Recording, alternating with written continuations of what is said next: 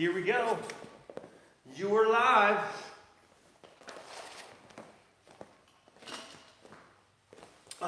For those of you who are joining us on YouTube, we just had a nice little roll. So, yeah. You know, we said we were gonna train every day. We're gonna train every day during this pandemic. Like, we got no excuse, which we don't. Got a mat. We have been busier than one would expect, even though we don't have the school up and running for normal classes. We're still doing a lot of videos and just got our online store up, which is cool, on the website, gracieohio.com. Thanks for everybody for the support, and so hope everybody out there is happy and healthy. If you got any questions whatsoever, write them down in the comments. I feel like there was some sort of question about takedowns or something. There were some questions about takedowns. I don't know if it was like my favorite takedown. And there was also some questions about heel hooks. And we'll still have to go over that with Mandy. So we'll do one live from the bunker. I think we'll just deal with leg locks, which I have to admit are not like my go-to. It's not, I shouldn't say special, thanks. That's all right. There's a couple leg locks that I like a lot. I don't know if you guys, some of you guys on Facebook saw we were training a little bit, and I went over some, trying to go for trying to learn how to speak. I was going for some toe holds on Mandy, just to kind of introduce her to him a little bit, but I like the toe hold a lot. But we'll go over some things here soon. Maybe we'll spend a whole day on just leg locks and things like that. There are guys out there that are a lot better than I am at the leg locks, even guys in my own school, but I do like them a lot. I respect them a great deal. I think there's, it's interesting,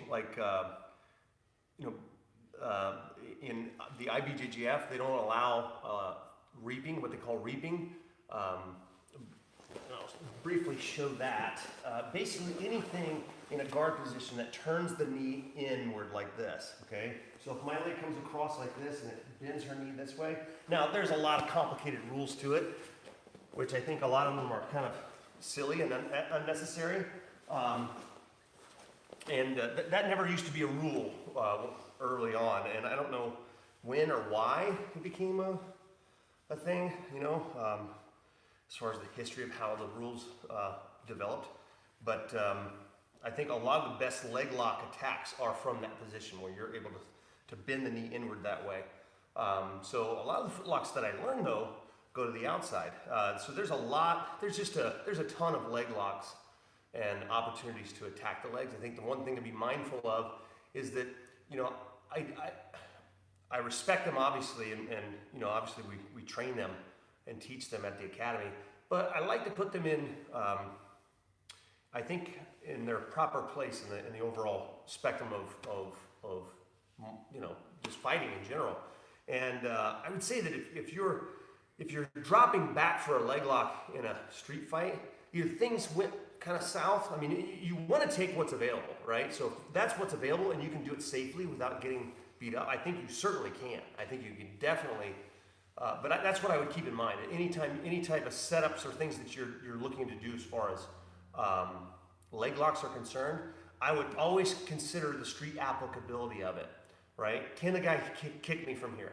Okay, because a lot of these positions that you're setting up, if you're in a fight, the guy can kick you. Or if you're going inverted or something like that, the guy can drop an elbow or strike you. So I think it's very important to put those things in perspective, but absolutely they can be done. I mean, you look at, Usmar Paras. I mean, I think I probably butchered his name there, but there's some really good leg locker. I mean, look at, Ryan Hall, phenomenal jiu-jitsu. I mean, submitted BJ Penn. I don't think BJ Penn had ever been submitted before in a fight, to my knowledge anyway. I mean, he'd been beaten, but man, BJ's very, very good. So they can absolutely be done safely. You just have to keep that in mind. I think it's important to train that way. So I think if you're at a point in your jiu-jitsu where you're exploring leg locks, you should definitely have been already exploring striking in your training. So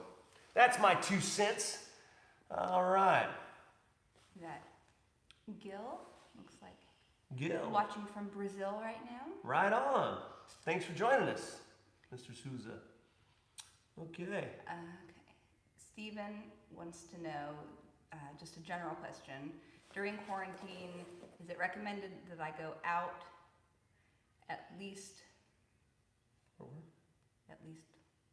one for a work shift, or should I stay home? Well, I would say that's a better question for a medical professional, honestly. That's, I mean, right now we're staying home. That's what we're doing, and yeah. So I can't speak to that, honestly. That's really, I mean, follow your local, I guess, I don't know, their ordinances, laws, whatever. Yeah, I don't want to get too political. That's for a different video or different channel altogether. I'm going to stick to my specialty. I'm going to stick to jiu-jitsu. So sorry, I can't answer very clearly on that one, Stephen. So, is there any? Hi, Mike McLean. Thanks for joining us. Marie. All right, what's up? So, is there anything that you noticed in the role that you thought, okay, maybe we need to cover that a little bit? Nothing, like not one specific thing. I will say you fight me from getting into side control a lot, like because you can just push me away, and so I'm having to kind of find my way to wiggle in there. Yeah, that's good. That's good though, because and maybe we've covered this before, but that's a good thing to actually cover or to go over.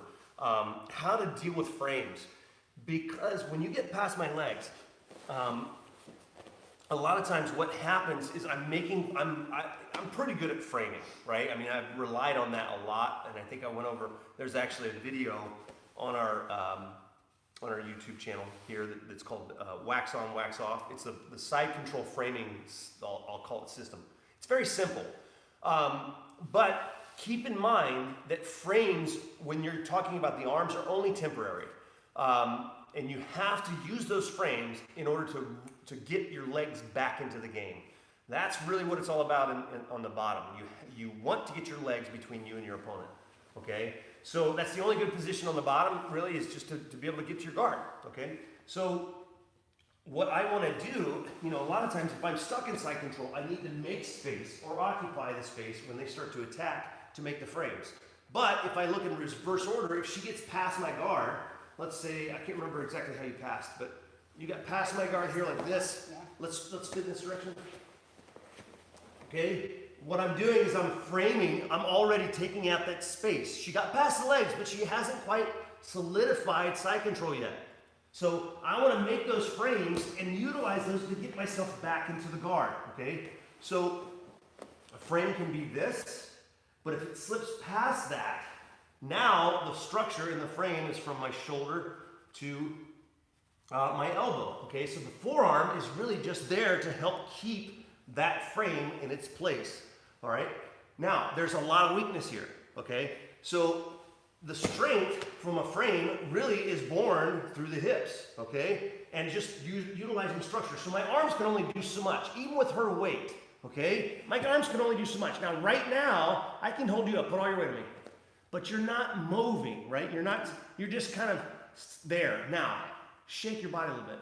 Yes, that's it, good. So this is how you're gonna break frames, okay? So there's a weakness here. They can slip off on this side, and if she goes to slip off on this side, and I adjust, and I come back this way, now switch back, now this becomes weaker. So what it comes down to, breaking frames is all about kind of seeping through the cracks, right? Being nice and relaxed, and kind of every now and then you kind of have to do a little shimmy, right? So if I'm framing against it, just kind of shake your hips a little bit. Yes, just a little bit of a shake just to break that frame.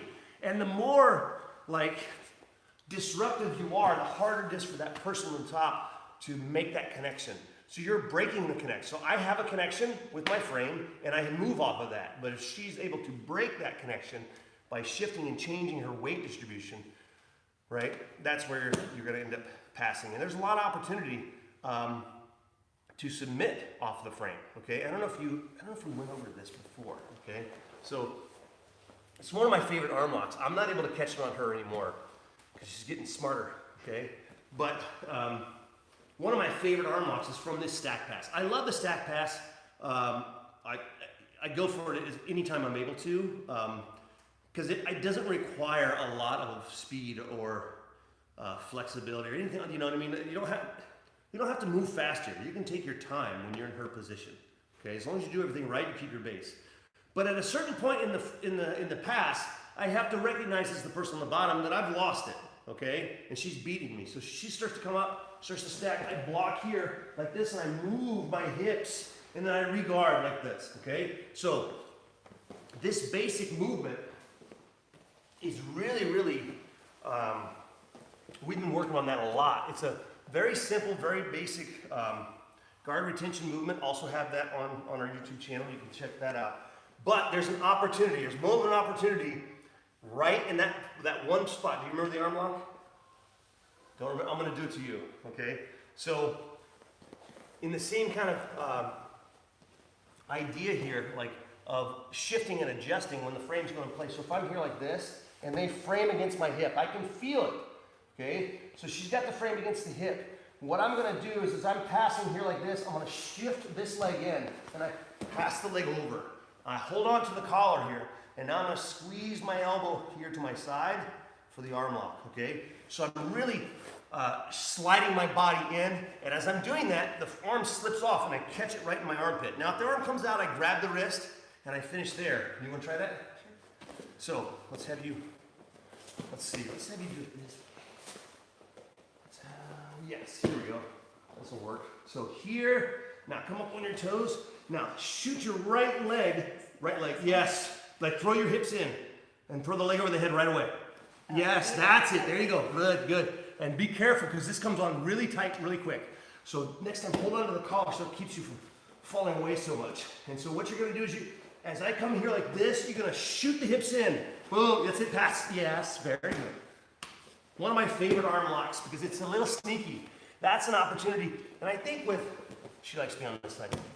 I think with arm locks, my favorite arm locks to catch are the ones that are given, right? If you have to really dig an arm lock out, like, it's not as fun.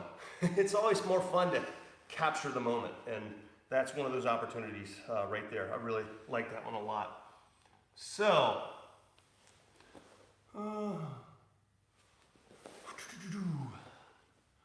all right. Hi, Allison. Where did our sass go? They were talking about fat and sassy. Oh, gotcha. Yeah, well, I'm definitely that. I don't know how sassy I am. All right. Thanks, Justin. It is pretty sweet. I like it. All fat, no sass. I get it. Yep, I see. Yeah, it is, isn't it, Allison?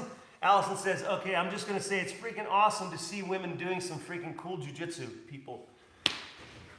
No place else. All right. So, let's see. What else was I going to cover? Sorry, we have our daughters invading our session here. What's going on? What you got there? Pizza. A picture of pizza. Yes, it's very nice. It looks very yummy.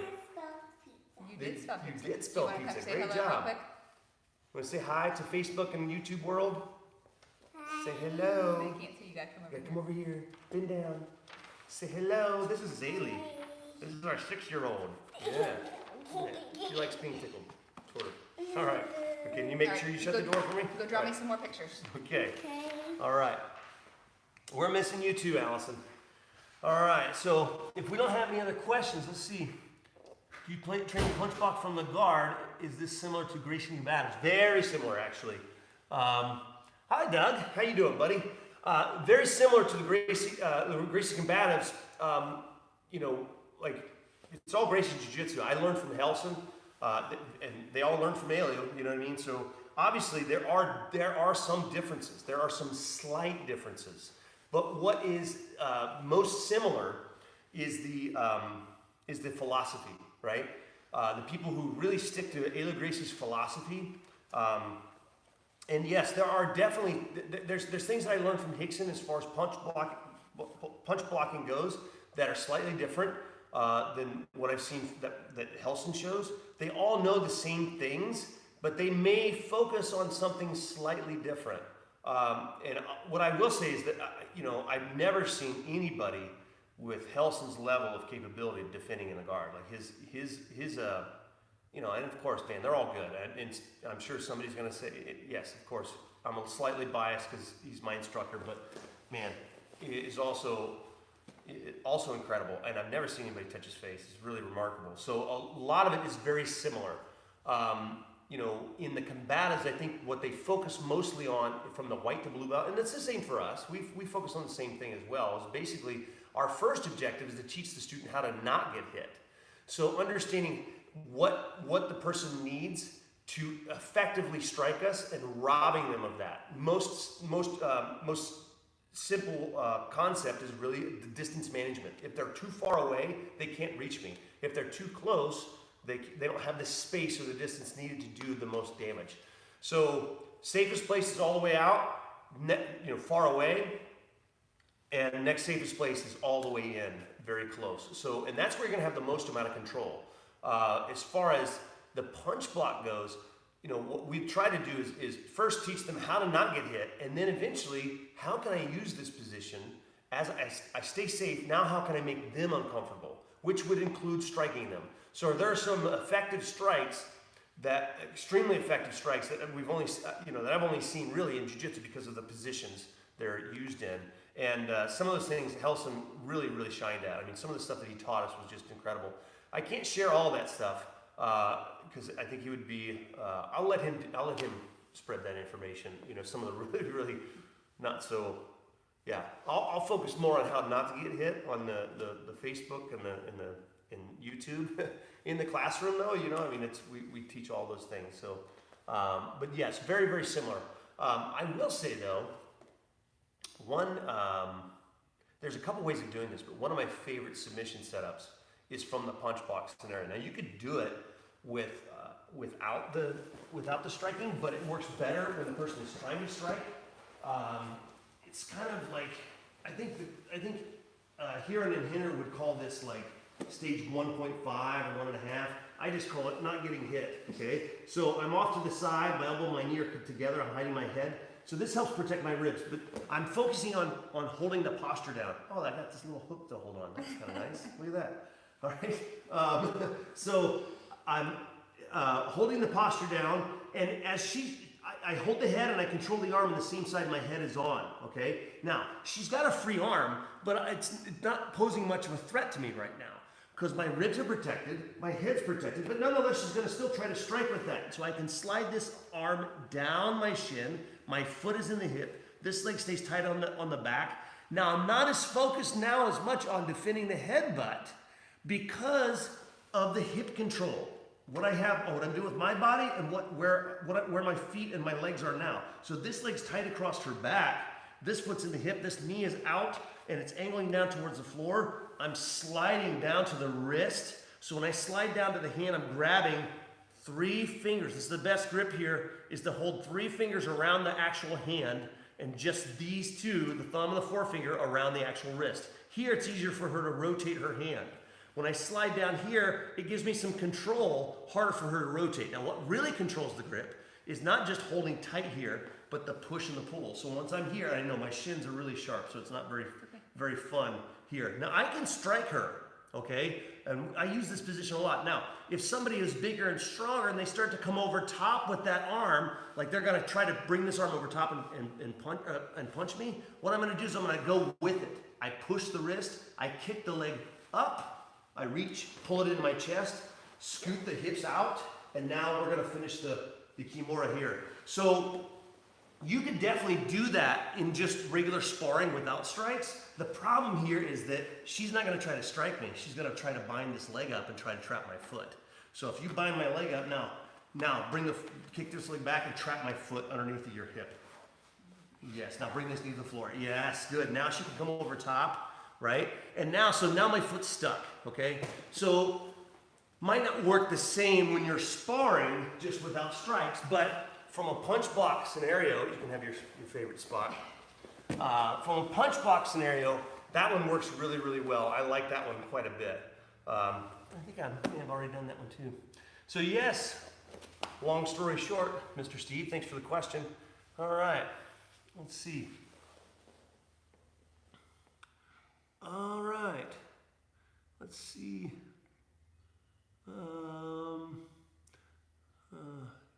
Other important lesson, what it feels like to get hit. Yeah, so, yeah, getting hit sucks.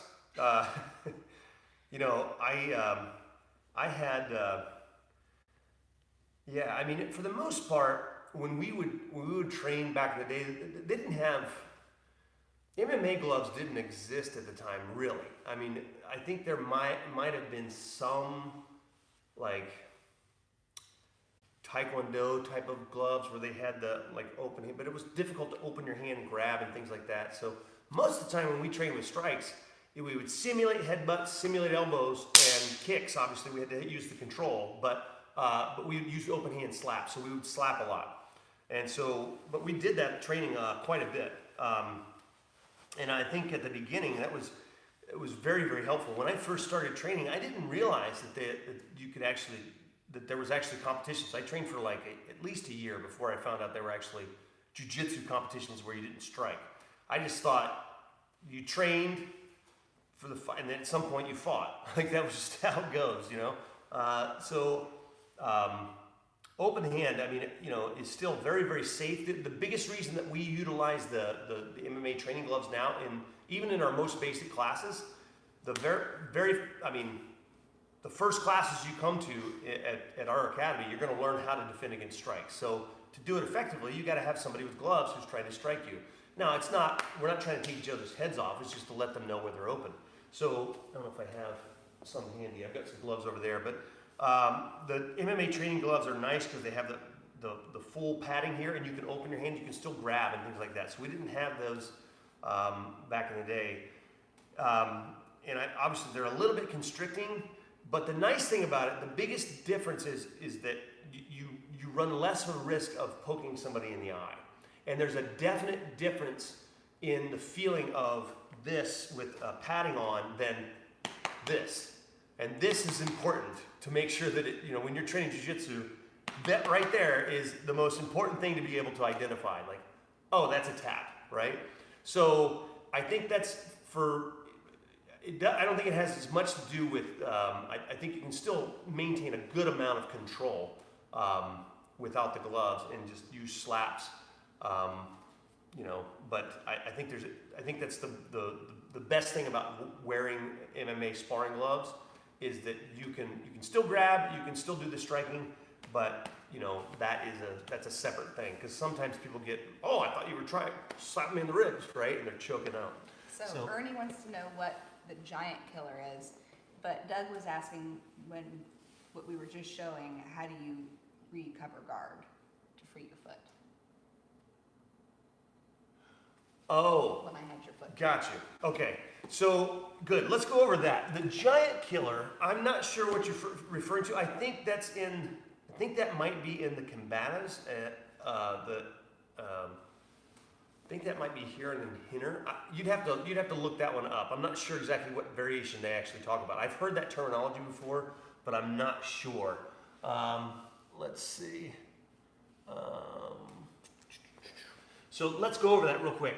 And here's the deal. It's where the foot is trapped like this, where they get this hem down like this, and they trap here, and they come over top, okay? So here's the situation, all right? They're pinning this down, and the problem comes into when you pin this foot down, there's a lot of ways of actually passing the guard here. Sometimes what will happen is, and I'm sitting up so we can show, but they'll use some weight here, and they'll come over top, and they'll bring this leg in to trap the foot here, and then progressively, then they'll come over top, and then be able to pass the guard. Very slick way of passing, okay? So what we're gonna do to free that foot is, the tricky thing here is that a lot of people they don't know how to use the body properly here. So when she gets down real low like this and pinch your elbow to your knee, Okay, yes. I can't get my foot free. It's very weak. It's hard for me to extend the foot as well, okay? Now, if I wanted to extend, I could possibly put the foot here, okay, on this side of her hip and try to extend and move, but that allows her sometimes an opportunity to pass over the leg because I'm straightening it. What's better option, my first option should be this, okay, is to hold the elbow, right at the elbow. I plant this foot on the floor and I move the hip here. So I'm not strong enough just to pull her arm away, and I'm not strong enough just to move or to pull my leg out. But if I plant my foot on the floor, and I can use this one too, so hold that tight, good. I hold the elbow, okay? And if you need to, you can push the knee, but it's not really as helpful as just holding here and moving the hip. Once I move the hip, my hip has made the space. Now my foot can come up and out if it wasn't so big and she was so tiny, okay? The next thing that's going to happen is if they're already they're already passing. Let's say they're starting to come over top of this. What they want is they want to bring the head to this side. So if I feel like it's too late to do that first maneuver, I have to take both my hands. I lift my hips up. I push the head to this side. I make space. So now I'll do whatever it takes to get back to my guard. Sometimes I can put the foot here. I can bring the leg out through here like this to get back to a better guard position. But I don't want them to lay over top and keep my hips flat and then pass. So once we're here and she's able to come over top of this leg, now I'm gonna, now we're looking at half guard, things like that. So if I feel like I can't move the hip out and make the space to get my foot up and out, I need to push the head to the other side. So if this is the side that's compromised, she's gonna travel over top of it. So I need to take the head. Okay, so I lift my hips, I push the head over, move the hips here, and get back to whatever guard I can establish at that point. Just basically moving back to a position where I can control the game a little bit.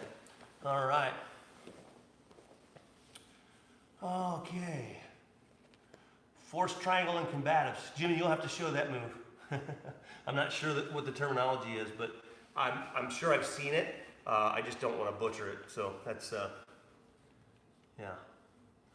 Okay. All right. I hope that helped, Doug. I hope you guys are staying nice and healthy. We're looking at two different screens here because we're live on YouTube, live on Facebook, and yeah, if there's no other questions, we're gonna finish it up here. We're all close to a half hour. I'm trying to keep these at about 30-40 minutes. Little by little, we'll come up with some other things, and if anybody has any specific questions or anything that you want us to kind of show or cover, let us know. Like I said, we're gonna work on the leg lock thing first, but I want to make sure I get her up to speed on how to do the basic attacks, and then we'll talk about some of the defenses that I like or that work for me. But I'll say this: if when you're training anything twisting leg lock position wise, it takes an amount of control and understanding of the position. So once you know that you're locked in, you need to tap, because the thing I think the reason that it's illegal in a lot of competitions and a lot of levels, the twisting leg locks especially, is that by the time you feel pain, something's already torn. So the weight bearing joints are a lot different, as far as the structure than what you feel. Like when you feel the arm stretch, you can feel the pressure. And I can even do it myself. You know what I mean? I can even stretch my arm. I feel something. Maybe it's because I'm old and I've been arm locked a lot. But I can feel that pressure, and typically I'm going to have enough time to make sure I tap out. And of course, the level of control in an arm lock. Now, obviously, any submission, if it's done too fast, is going to do damage, right? If it's done too fast for you to be able to tap. But for me, if I get my leg locked into a position and I know that they have the control, I tap, right? I mean, I just want to keep myself safe. I want to be able to, one of my biggest hobbies outside of Jiu-Jitsu is hiking. So I want to be able to still go backpack, well into my 60s and 70s if I live that long. So, yeah. So that's my suggestion. If you're training with the leg locks, just, make sure you're being safe, I mean, same with neck cranks or anything. Just be safe. That's it. So, do you have any other questions? Anything? Not that I could think of. Yeah? I'm sure it'll come to me later. All right.